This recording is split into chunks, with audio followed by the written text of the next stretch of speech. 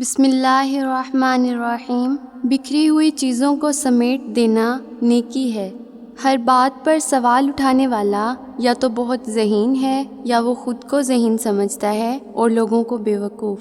کسی شخص کو ہیرا ملے اور وہ اس کی قدر نہ کر سکے تو ہیرے کو اس بات کا کوئی غم نہیں ہوتا۔ ہمیشہ باقی رہ جانے کی خواہش رکھنے والے بہت جلد فنا ہو جائیں گے۔ مکمل ہوتی ہوئی چیزیں خوبصورت ہوتی ہیں، ادھوری رہ جانے والی ہر چیز ایک نقصان ہے۔ انسان جب اللہ کی مرضی کے خلاف چل رہا ہوتا ہے تب بھی وہ اللہ کے ارادے کے مطابق ہی چل رہا ہے۔ کچھ باتیں بہت ہی غلط لگتی ہیں اور وہ سب سے صحیح اور سچی ہوتی ہیں۔ چھوٹے ذہن بڑے ذہنوں کے دشمن بنتے ہیں یا پھر ان کے غلام۔ طاقت کو استعمال کرنے والا ہی طے کرتا ہے کہ طاقت اچھی چیز ہے یا بری۔ لوگ ہر اس چیز کو برا سمجھتے ہیں جس سے ان کی خواہش کے راستوں میں رکاوٹ پیدا ہو۔ آہستہ چلنا رک جانے سے بہتر ہے۔ قسمت میں لکھی ہوئی مصیبت غلطی کے بغیر اور نعمت کوشش کے بغیر مل ہی جاتی ہے۔ باتوں میں سب سے کمزور بات شکایت ہے۔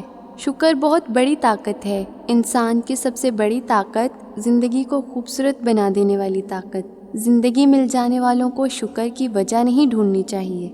ہر آواز میں اس چیز کا اثر ہوتا ہے جہاں سے وہ نکلی ہو، اگر سننے والا غلطی نہ کرے تو۔ وہ کام جس کو ابھی کرنے سے فائدہ ہو اسے ٹال دینا خود سے دشمنی ہے۔ زندگی کا وہ لمحہ جو ہماری پوری زندگی بدل سکتا ہے وہ یہی گزرتا ہوا لمحہ ہے۔ حال کو پہچان لینے والے ہی حال کی قدر کر پاتے ہیں۔ جس نے موجودہ وقت کے ساتھ خیانت نہ کی اسے آئندہ وقت کا ڈر نہیں ستاتا۔ ساتھ وہی ہوتا ہے جو ساتھ دیتا ہے۔ جس کے پیچھے بھاگنا پڑے وہ ساتھ ہی نہیں ہوتا تو ساتھ کیا دے گا۔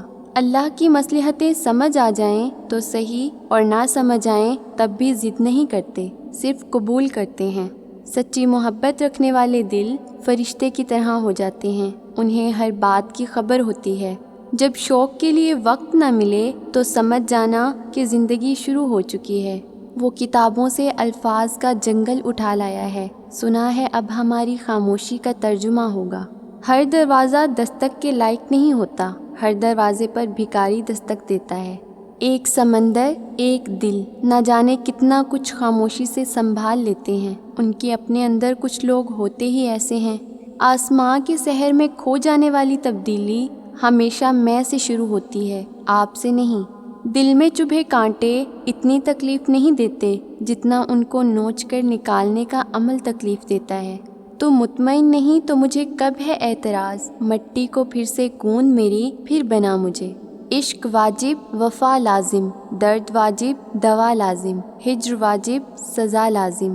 ہم جانے والوں کو تو روک نہیں سکتے، ہاں رک جانے والوں کی قدر ضرور کر سکتے ہیں، اب یہ ان کا حق ہے ہم پر۔ کچھ الفاظ دنیا اور اس کی ہر چیز سے بھاری ہوتے ہیں، یقین نہ آئے تو دلوں سے پوچھ لو۔ مشکل کام بار بار کرنے سے آسان ہو جاتا ہے۔ سب کا احساس کرنے والے لوگ جب خدا سے اپنی باتیں کرتے ہیں تو رو پڑتے ہیں۔ ضروری نہیں ہے کہ حادثوں کا انتظار کیا جائے، لہٰذا لوٹ آؤ اپنے رب کی طرف اور اس کے حکموں پر عمل پیرا ہو جاؤ۔ یہاں شکر کے لیے اتنا ہی کافی نہیں ہے کہ اللہ نے پورے حواس کے ساتھ نماز میں ہمیں اپنے سامنے کھڑا ہونے دیا۔ ایسا شخص بہت خوش نصیب ہے جو اللہ کے حضور پیش ہوا ہو۔